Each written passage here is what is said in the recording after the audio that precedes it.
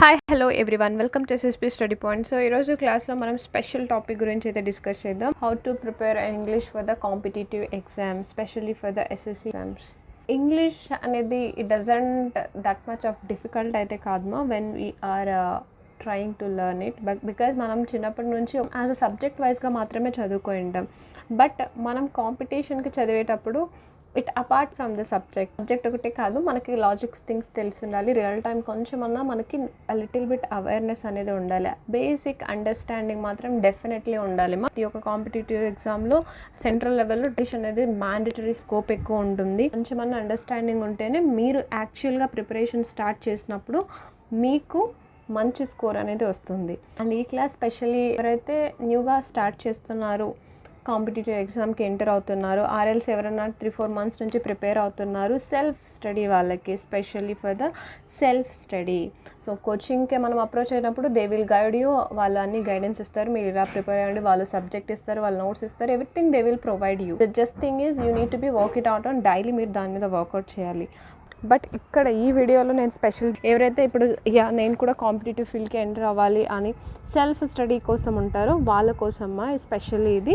మీరు కూడా ఒక బుక్ అండ్ పెన్ తీసుకొని ఒక ప్రశాంతమైన చోట కూర్చొని చెప్పే పాయింట్స్ని విని నీట్గా రాసుకొని దాన్ని ఫాలో అయితే డెఫినెట్లీ మీరు అనుకున్న రిజల్ట్ అయితే మీకు వస్తుందేమో.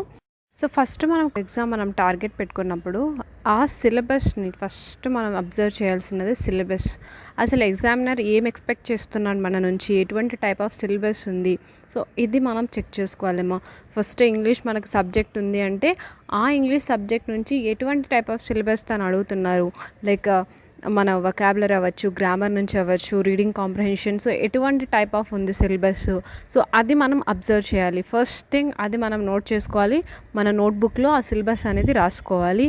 And previous year papers 1 or 2 మనం చెక్ చేయాలి. నుంచి మనకి అతను ఎంత టఫ్గా ఇస్తున్నాడు, ఆ లెవెల్ ఆఫ్ అండర్స్టాండింగ్ మనకు వస్తుందన్నమాట. తను లో లెవెలా, మీడియమా, లేదా హార్డ్గా ఇస్తున్నాడు, ఎలాంటి టైప్ ఆఫ్ ఇస్తున్నాడు అనేది మనం ప్రీవియస్ ఇయర్ పేపర్స్ అయిపోతుంది. ఈ సిలబస్ మనం చూసినప్పుడు బుక్స్, సో ఈ సిలబస్కి రిలేటెడ్ బుక్స్ ఏవి చదవాలి, దీని గురించి రీసెర్చ్ చేయాలి. ఒకటే చెప్తున్నాను చూడమ్మా, ఒకే బుక్లో అన్ని టాపిక్స్ ఉండవు. సో మనము ఒక మినిమం 2 to 3 బుక్స్ మనకి ఉండాలన్నమాట ఇంగ్లీష్కి సంబంధించి మనతో. అవేంటో ఫర్దర్గా డిస్కస్ చేద్దాం మనము. So syllabus understanding, books and కొన్ని వెబ్సైట్స్. ఎందుకంటే మన మదర్ టంగ్ తెలుగు కాబట్టి మనం తెలుగులో ఏదైనా దాన్ని కన్వే చేసి చదువుకుంటే ఈజీగా గుర్తుంటుంది. సో అలా మనకి కొన్ని మీనింగ్స్ తెలియడానికి కొన్ని వెబ్సైట్స్, అదేవిధంగా mark test. So mark test కూడా మనం వెబ్సైట్ హెల్ప్ ద్వారానే మనం అటెంప్ట్ చేస్తాము. ఎంత ఫాస్ట్గా మనం అటెంప్ట్ చేస్తున్నాం, ఎంత త్వరగా దాన్ని అర్థం చేసుకుంటాం, ఇవన్నీ స్ట్రాటజీ మనకి అర్థమైపోతుంది మార్క్ టెస్ట్ ద్వారా. More over the key point revision definitely చేయాలి. మీరు ఎంత సబ్జెక్ట్ చదివినా కూడా రివిజన్ లేకపోతే అది ఇంప్లిమెంట్ అవ్వదు. ఎగ్జామ్కి ఏదైనా ప్రిపేర్ అవుతున్నామంటే డెఫినెట్లీ దాని సిలబస్ అండ్ వాటికి సంబంధించిన బుక్స్ వెతకడం, కొన్ని వెబ్సైట్స్ హెల్ప్ తీసుకోవడం, మార్క్ టెస్ట్ రాయడం, రివిజన్ చేయడం, ఇది process every exam. Not only SSC, if you are preparing for the bank exam, some state exams, groups exam, whatever it may be, you need to do this one when you are preparing సెల్ఫ్గా prepare అవుతున్నప్పుడు, without any coaching, without any help. ఓకేనా? First English గురించి మాట్లాడుతున్నాం మనం ఇక్కడ. First part ఏంటి, vocabulary main key role అనమాట. ఇది మనకి ఒకాబ్ చాలా కీ రోల్ ప్లే చేస్తుందేమో మన ఎస్ఎస్సి ఎగ్జామ్స్లో. ఇది మనకి ఎక్కడ పోయినా వదిలిపెట్టదు. ఒక ఎంటీఎస్ ఎగ్జామ్ నుంచి మీరు సిజిఎల్ ఎగ్జామ్ వరకు ఏదైనా సిజిఎల్, సిపిఓ, సిడిఎస్ ఏది తీసుకున్నా ఇట్ విల్ ఫాలో అవుతూనే ఉంటుందన్నమాట. సో ఒకాబులరీ అంటూనే మనకి 4 టాపిక్స్ గుర్తు రావాలి మా. Idioms and phrases, one word substitution, synonyms and antonym, misspelled word. ఓకేనా? సో ఇది మనం ఎలా ప్రిపేర్ అవ్వాలి, ఎక్కడి నుంచి ప్రిపేర్ అవ్వాలి, డైలీ ఎన్ని అవర్స్ ఇవ్వాలి, సో ఇది మనం డిస్కస్ చేద్దాం. సో ఫస్ట్ ఆఫ్ ఆల్ మనకి ఒకాబులరీకి ఒక బెస్ట్ బుక్ ఉందమ్మా. ఫర్ ద బిగినర్స్ కావచ్చు, లేదంటే కొంచెం 3 to 4 months అని యాజ్ యూజువల్ చెప్పినట్టుగా ఎవరైనా ప్రిపేర్ అవుతున్న వాళ్ళు ఉండొచ్చు. మీతో ఏదైనా బుక్స్ ఉంటే యూ కెన్ ఫాలో దట్. ఎవరు ఇప్పటివరకు పర్చేస్ చేయలేదు అంటే వాళ్ళకి నేను ఎస్ఎస్సి కిరణ్స్ చాప్టర్ వైజ్ ఈ బుక్ని తీసుకోమంటాను. ఎందుకంటే ఇది చాలా బాగుంది, నేను కూడా దీన్ని ఫాలో అయ్యాను. ఎవరు పర్చేస్ చేయలేదు అంటే ఈ కిరణ్కి నాకు ఎటువంటి సంబంధం లేదు. సో నేను ఇది చదివాను కాబట్టి నేను ఇది మీకు చెప్పగలుగుతున్నాను. సో ఓకే, నేను బుక్స్ తీసుకున్నాను, ఇప్పుడు నేను ఏం చేయాలి, ఎలా ప్రిపేర్ అవ్వాలి, సో డైలీ మీరు first topic idiom phrases. Suppose నేను ఈ బుక్ కన్సిడర్ చేసుకొని రెఫరెన్స్గా చెప్తున్నాను.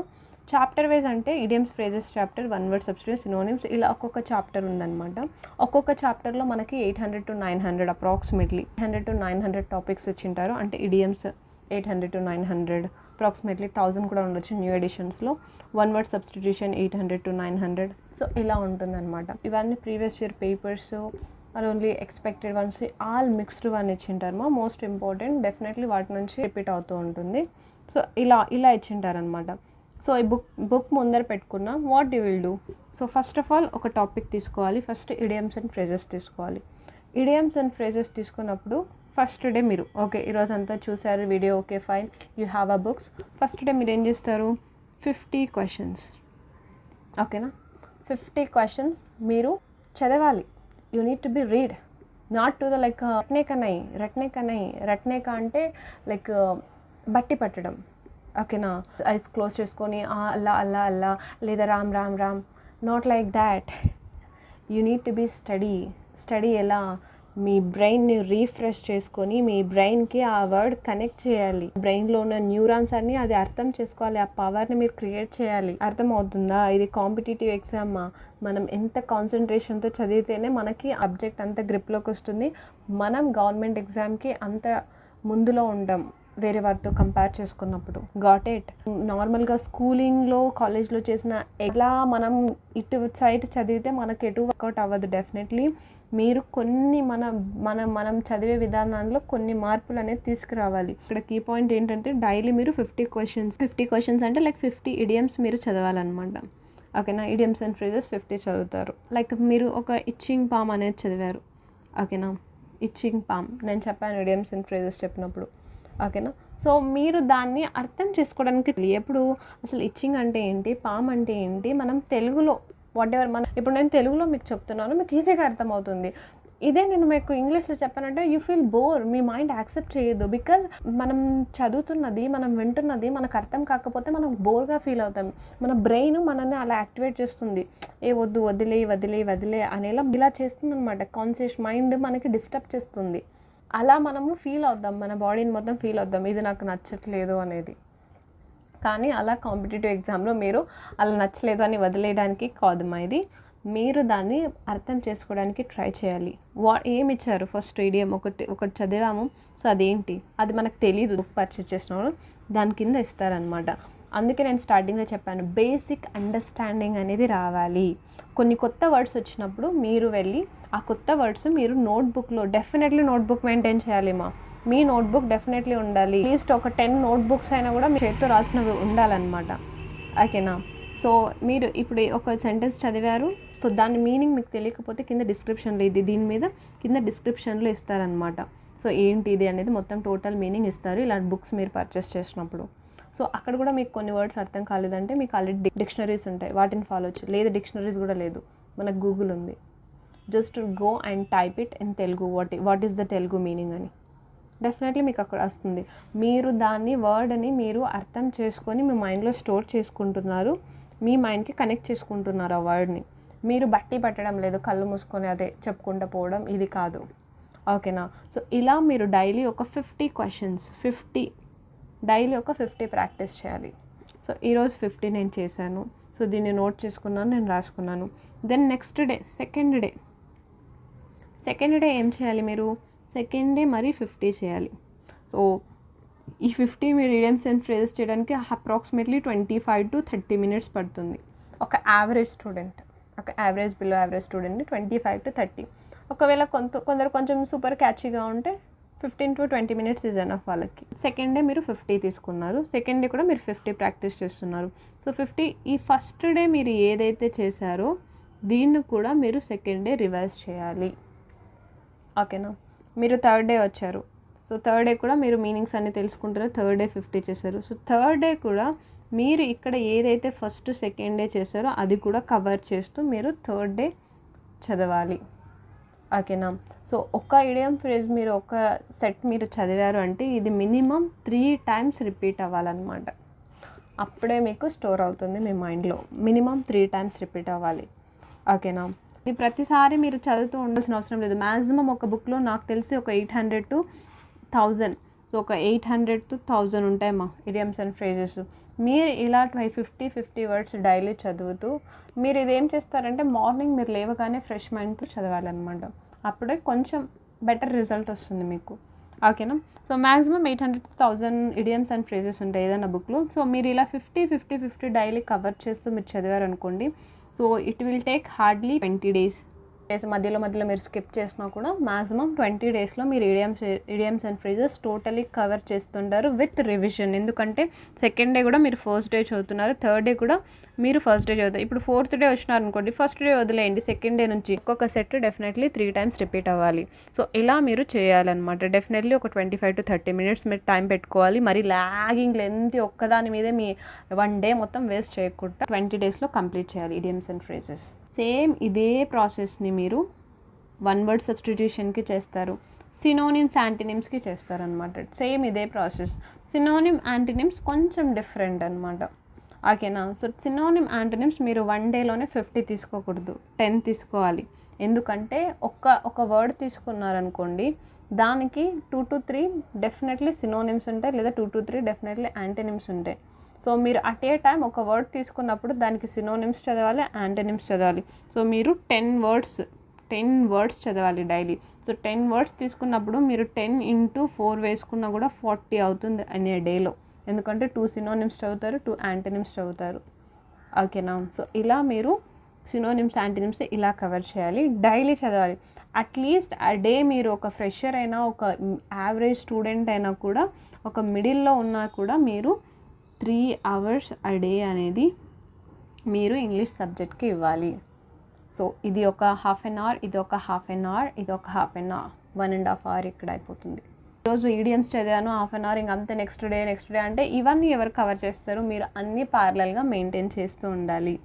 సో వాట్ ఎవర్ మీరు మార్నింగ్ చేసినది ఒక పడుకునే ముందు కూడా చేస్తే అది బెటర్ రిజల్ట్ వస్తుంది. అది ఒక డెడికేటెడ్ పర్సన్ చేసే యాక్టివిటీ యాక్చువల్లీ. బట్ మార్నింగ్ ఒకటి చేసినా మీకు, ఎందుకంటే టైం సరిపోవాలి కదా అందరికీ. సో మార్నింగ్ ఒకటి చేసినా this will be best strategy. ఓకేనా? నెక్స్ట్ పార్ట్ ఏంటి, మనకి గ్రామర్ వస్తుంది. Grammar very important. ఇది కూడా కీ రోల్ ప్లే చేస్తుంది మనకి.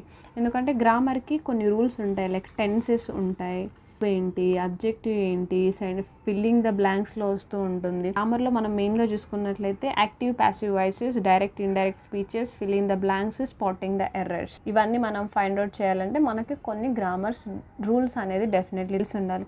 సో ఈ గ్రామర్ రూల్స్ తెలిసి ఉండాలంటే మనకి బెస్ట్ బుక్స్ ఇక్కడ ఇచ్చాను చూడండి. నేను ఆల్రెడీ మస్ట్ రీడ్ బుక్స్లో నేను ఒక వీడియో చేశాను అనమాట. సో దాంట్లో నేను ఆల్రెడీ ఈ బుక్స్ గురించి డిస్కస్ చేశాను. బట్ ఇప్పుడు ఇంగ్లీష్ గురించి టాపిక్ మాట్లాడుతుంటే ఇంగ్లీష్కి మాత్రమే సంబంధించి word power made easy, normal Lewis and general English. So ఈ word power made easy book ద్వారా మనకి ఏం తెలుస్తుందంటే వర్డ్ యొక్క స్పెషాలిటీ, వాటి గురించి మొత్తం గ్రిప్ వచ్చేస్తుంది మనం ఈ బుక్ని ఎప్పుడైతే ఫాలో అయ్యాము.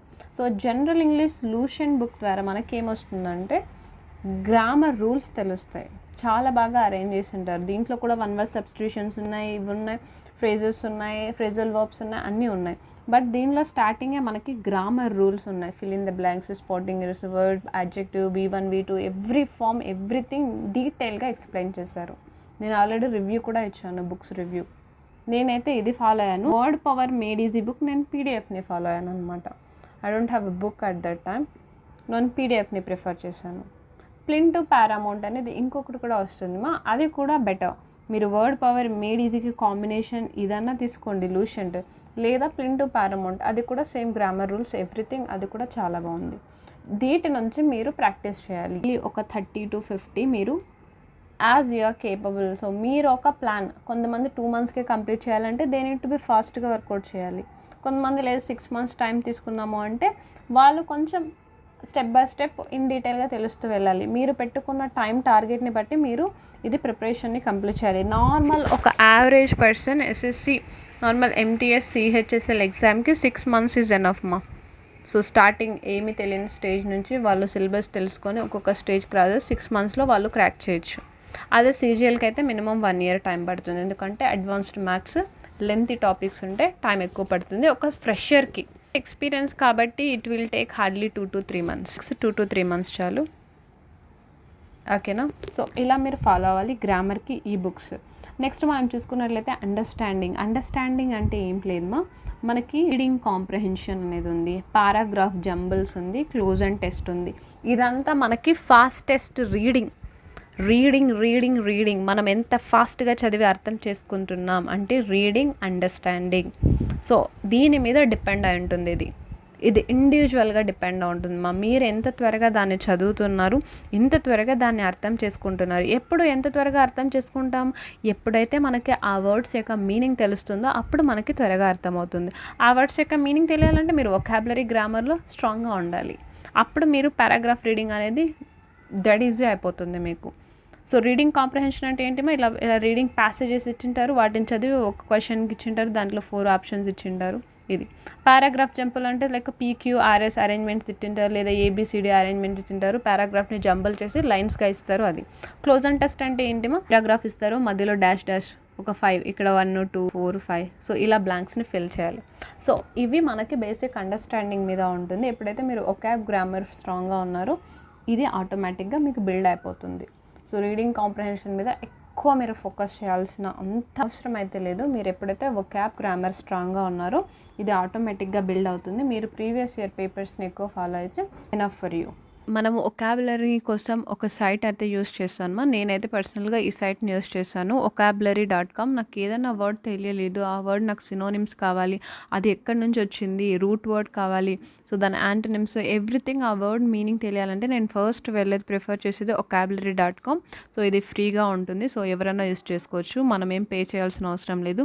ఇక్కడ సెర్చ్ బాక్స్లో ఇక్కడ కనిపిస్తుంది కదా మనకి డిక్షనరీ సెర్చ్ లేదా సెర్చ్ ఆప్షన్. సో అక్కడికి వెళ్ళి మనం ఆ వర్డ్ని, ఇప్పుడు నేను ఇక్కడ ఎగ్జాంపుల్కి అబాలిష్ అనే వర్డ్ని టైప్ చేశాను. సో ఇక్కడ చూడండి, నేను సెర్చ్ చేయగానే సో దాని ఎవ్రీథింగ్ అనమాట. సో అబాలిషన్ ఏంటి, అదేంటి అసలు వర్డ్ ఏంటి, అది రూట్ వర్డ్ ఏంటి, ఎక్కడి నుంచి వచ్చింది, సో దాని సినోనిమ్స్ ఏంటి, ఇక్కడ చూడండి అది గ్రామర్ కూడా ఇచ్చేసారు వాళ్ళు, వర్బ్. సో అబాలిష్ అనేది ఒక వర్బ్. సో ఏంటి సినోనిమ్స్ ఇక్కడ ఇంకా చూడాలనుకుంటే, సో ఇక్కడ ఎక్కడెక్కడ యూస్ చేస్తారు, ఎలాంటి ఎవ్రీథింగ్, ఆ వర్డ్ యొక్క ఎవ్రీథింగ్ ఇచ్చేస్తారు. ఇది నాకు చాలా అంటే చాలా నచ్చుతుంది. నేర్చుకోవడానికి మనకి ఇంట్రెస్ట్ వస్తుంది. ఒక వర్డ్ గురించి ఇన్నిసార్లు మనం రిపిటేటివ్గా చదువుతున్నామంటే అది మన మైండ్లో ఫిక్స్ అయిపోతుంది అంతే. సో ఈ వెబ్సైట్ని కూడా మీరు ఫాలో అవ్వండి, డెఫినెట్లీ ఇది యూజ్ అవుతుంది. ఓకేనా.